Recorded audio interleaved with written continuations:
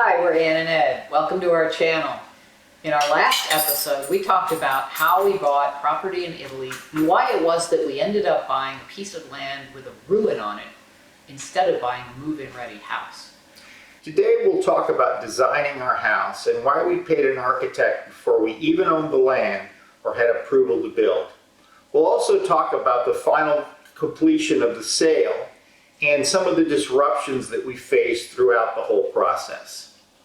Before we jump in, we should introduce you to Kevin because you'll hear his name a lot as we go through this. He was the lead dog on our project. He was both our real estate agent as well as our project manager for the construction. He is American but has lived in Italy for about 15 years and is fluent in Italian. And importantly, he has that get it done now attitude that you'd expect of a type A New Yorker. If you're interested in buying property in Marche, you really should look him up. Let me describe the property a little bit. It's roughly triangular in shape with the base of the triangle facing down the hill. It's about an acre in size, which is just right for us. It gives us room for the house, the pool, some fruit trees, and some olive trees. It has a beautiful view out toward the west, toward the Sibillini Mountains. And most importantly, actually critically importantly, there's a ruin on the land. And I'll tell you more why that's important in just a minute. Before we could do anything, we needed to get approval to build the house and the pool. As you can imagine, in Italy, that's a bit of a bureaucratic process. It works like this. First, you get a preliminary approval after a few months, and then several months later, you get the final approval. Since we wanted to get started right away, before we had either of those, we jumped right in on the design of the property. When we went to design the house, we naturally started with a list of all of the must-have features that we wanted, as well as the nice-to-have features. So in terms of must-haves, we wanted at least 3 bedrooms and at least 2 bathrooms. We also wanted to have an office that could be pressed into service as an extra bedroom if necessary. We wanted an open floor plan, which is something we hadn't been able to find in any of the existing houses that we looked at. We wanted to have a portico on the back of the house so that we could take advantage of the incredible views towards the west. We wanted to have a stone exterior and a tile roof. And bottom line, what we were looking for was a house that looked like an old farmhouse from the outside, but lived like a modern house on the inside. Earlier I said having a ruin on the property was important. First, it gave us a source of some good building material for both the inside and the outside. Second, and more importantly, a building restriction came into play. So there's a rule which may only be in Marche and may only pertain to agricultural areas. But basically where our property was, there was a rule that said you could only build a house if there had already been a building on that property. Now you could take a barn, a hen house, and a house and combine all of the space into one house if you want, but there has to have been a building on the property. And it's probably because the government doesn't want developers coming in and buying up all the farmland and building subdivisions of McMansions. Now you can get a 20% increase of a variance on that. That would give us 158 square meters with the base or 192 square meters with the increase, which is about 2,050 square feet.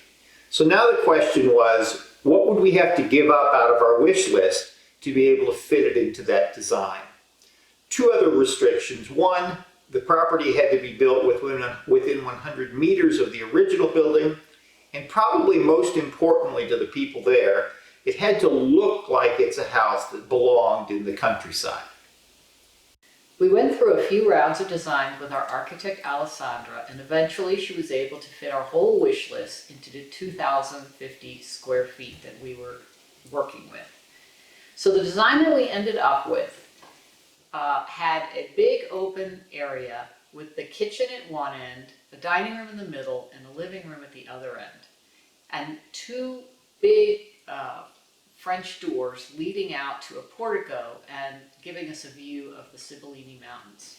And then off of the living room, there was the master suite with an ensuite bathroom. And down the hall, an office, and also a full bath, so that if the office was pressed into service as another bedroom, those people living there would be able to have a bathroom.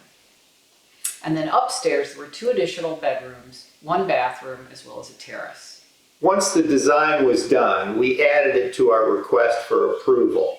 We were going for that preliminary opinion that I talked about before because we'd been told if we got that, we were likely to get the final approval.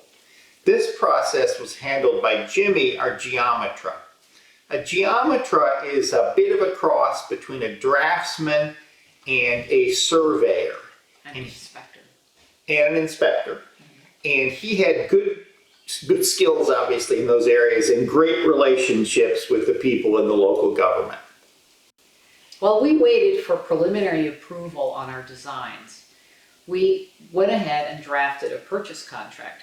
We had made the purchase of the property contingent on having the design approved. So now we felt like we were probably in a good place to go forward. We also started developing a construction schedule, and we applied for our Codice Fiscale, which is kind of like a social security number in Italy, and you need it to buy a house, and you need it for a lot of things. So that's what we did while we waited for our approval. Once we got the approval, I scheduled the closing for late October, and I went over with an apostille from Anne. An apostille is sort of like a power of attorney. Right before settlement, we hit another potential snag in the process. Since we're in an agricultural area, there's a rule that says that the owners of the adjoining property have the first right of refusal to buy a piece of land. And they have to sign off and say they don't want the land before we could proceed and buy it ourselves.